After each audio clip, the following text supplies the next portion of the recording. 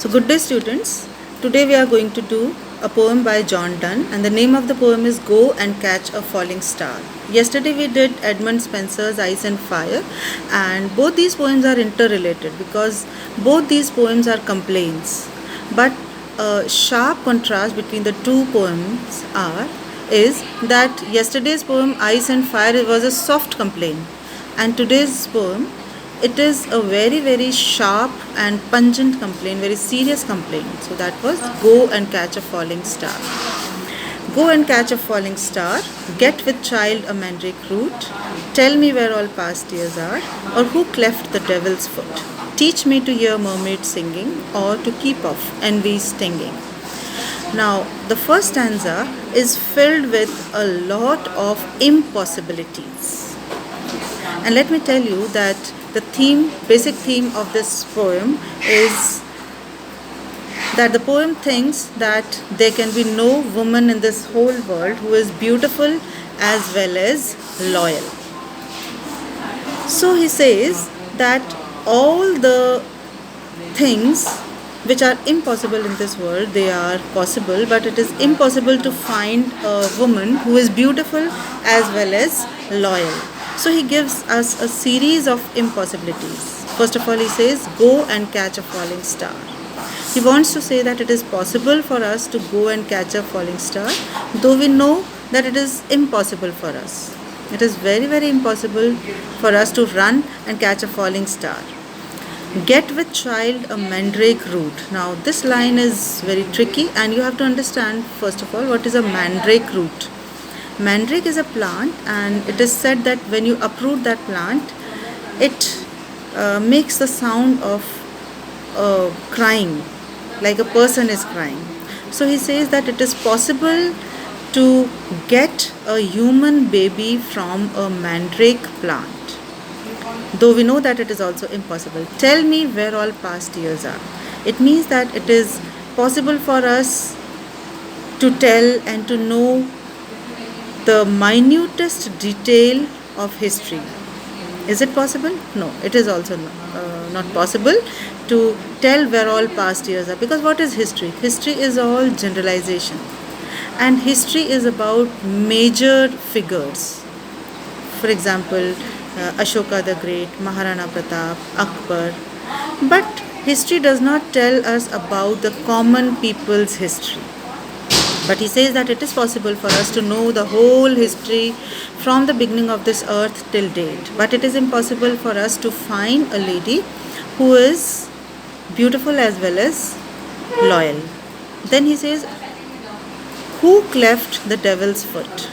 Who cleft the devil's foot? Now, he has taken this line from mythology. He says that it is possible for us to know that why the foot of the devil is cleft, though we know that it is impossible for us to know. But the poet says that it is possible for us to know who cleft the devil's foot. And again he says, teach me to hear mermaids singing. Now again, mermaid is a mythological thing that we have just heard that there are mermaids, but nobody has seen a mermaid ever. So he says that it is possible for us to know, to listen to the song of a mermaid, but it is impossible for us to find a lady who is beautiful as well as loyal, or to keep off envy's stinging. Is it possible for us to keep off envy's stinging? No, it's not possible, because in the long course of our life, somewhere at some point of time, we are jealous of someone or something. So it is also a thing which is impossible for us to attain. But he says that this thing is also possible, that we can keep ourselves away from the stinging of envy. You know what is a sting? It's a dunk. Okay, a sting of a scorpion. So he says it is possible for us to keep off envy's stinging, or to keep away from envy's, this vice named envy, but it is impossible for us to find a lady who is beautiful and loyal. And again he says, find what wine serves to advance an honest mind. This word wind is not wind but wind, but it is an I rhyme. What is an I rhyme? Which looks as if it rhymes, but it doesn't. So, and find what wind serves to advance an honest mind. He says that it is possible for us to know what are those conditions which breeds an honest mind. Though we know that this first stanza is totally impossible, but he gives us this series of impossibilities in order to stress the point, and his point is that there can be no woman in this world who is beautiful as well as loyal. These are not my thoughts, and these are the thoughts of John Donne. Actually, this poem is a generalization. For example, if we go to Gujarat and we are pickpocketed, so what would be a general statement? That all Gujaratis are pickpocketers. And that is wrong, indeed. But that experience gives us this feeling that all the Gujarati people, they are pickpocketers. So here also this poem is a generalization. John Donne loved a woman very much and she ditched him. She did not reciprocate to his love, and so finally he came to the conclusion that all the beautiful women are not loyal, or there cannot be found this rare combination of beauty and loyalty. Then he says, if thou beest born to strange sights, things invisible to see. Now this word beast here means are. It is archaic language, old language. So he says, if you are born to strange sights means if you have an inclination, if you are interested in knowing those sights which are rare, if you are very very interesting in looking at rare things, then he suggests one thing. He says, if thou beest born to strange sights, things invisible to see. Invisible here means strange things, magnificent things. So he says, if you have this inbuilt inclination to go out in this world and gain experience and to look at rare things, then write 10,000 days and nights. Write 10,000 days and nights means he says that you should plan a journey of 10,000 days and nights, and till age snow white hairs on thee. Naturally, if we will travel for 10,000 days and nights, we will start our journey as a young person and we will finish our journey and we will get old. So he says, till age grows snow white hairs on thee. Means you will start as a young person and when you will return as an old person. Thou, when thou returnest, will tell me all strange wonders that befell thee. Now, naturally, when we go for a 10 days trip, there are a lot of things for us to share with our friends. We saw this and we met this and we saw that and we went there and that was very, very beautiful and magnificent. So many things we have to share to our friends. And imagine if a person is traveling for 10,000 days and nights, so many things he will have in his store of mind to share with his friends. So he says, you will have a lot of things. Thou, when thou returnest, will tell me all strange wonders that befell thee. Befell thee means which came in your way. So that person who will ride for 10,000 days and nights, he will naturally have a lot of things to tell. All strange wonders, wonderful things, which he did not experience in his own native place.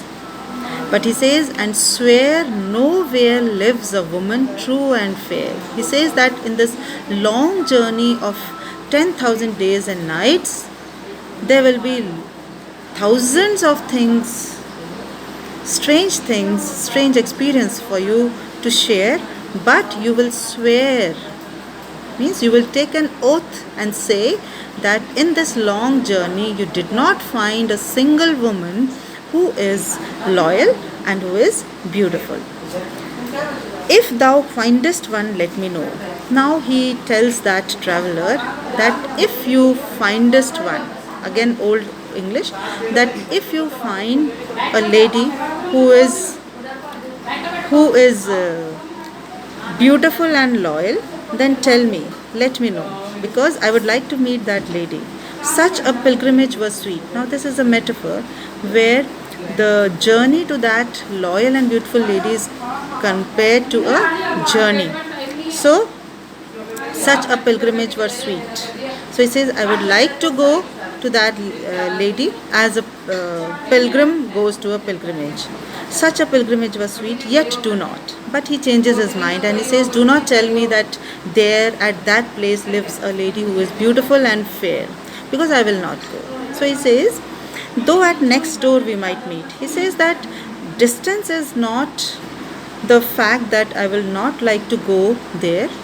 The fact that I would not like to visit that lady who is so called beautiful and loyal is that I have something rich experience in my mind which I will share to you, though at next door we might meet. So he says, though journey is not the matter, long distance is not the matter, maybe she is my next door neighbor, though she were true to you when you met her. He says, maybe she was true to you, she was beautiful and she was true and loyal to you when he met her first, yet she will be false ere I come to 2 or 3. He says, she was loyal to you when you met her first time, and she was loyal to you when you left her. But since your return, she will have proved false to 2 or 3 people. So this is the conclusion of the poem, and it is a very, very sharp complaint, not against his particular beloved, but all the beautiful and loyal ladies. So now let us discuss the literary beauties and let us critically appreciate this poem. Now, the first stanza is, as I told you, is a series of impossibilities, and while giving a series of impossibilities, he has taken examples from many fields of knowledge. For example, go and catch a falling star is an example from astronomy. Get with child a mandrake root, again botany. Tell me where all past years are is a thing from history. Who cleft the devil's foot? Now it is mythology. Teach me to hear mermaid singing, again mythology. Or to keep off envy stinging, psychology. And find what wine serves to advance an honest mind. Now again it is human psychology. Now in the second stanza, we find a very beautiful hyperbole. Now, what is a hyperbole? Hyperbole is an over exaggeration of a fact. Now, why does the poet use over exaggeration? He uses hyperbole in order to stress his point. And what is his point? His point is that in the whole world there cannot be found a woman who is beautiful as well as loyal. So that is why he says, write 10,000 days a night. Is it possible for us to write 10,000 days a night? No. But he gives this rarity, this hyperbolic example. And he says, again there is a hyperbole that when you return, you will swear that in this whole journey you did not find a single woman who is beautiful as well as loyal. Now, in the last stanza, he compares the journey from his house to the so-called beautiful and loyal lady to a pilgrimage. How do we set off for a pilgrimage? With a lot of devotion in our hearts, with a lot of feeling of worship in our heart and mind. So he says that his first thought is that as soon as you will tell me that there and there lives a lady who is beautiful and fair, then I will set off to journey, and I will go there with the same devotion as a pilgrim goes to a pilgrimage. So it is a metaphor as well as a hyperbole, both. But he changes his mind. Very quickly he changes his mind that I will not go. So please do not tell me the address of that beautiful and loyal lady. And he says the reason of my not going to that lady is not distance. Because he says that though at next door we might meet. It is not distance because but experience. And his experience, his bitter experience rather I should say, is that there cannot be a lady who is beautiful as well as loyal. So he says, though at next door we might meet, though she were true when you met her. Now he is so sure that when that pilgrim will return and tell that and give the address of that lady who is beautiful and fair, then he will say that I will not go there, because he's very sure and he tells and he warns the pilgrim that he was that lady, beautiful and fair, was loyal to you when you met her, and till you wrote your letter, till then also she was loyal to you. But as soon as you left her out of sight and out of mind, so she would have proved false to 2 or 3 persons.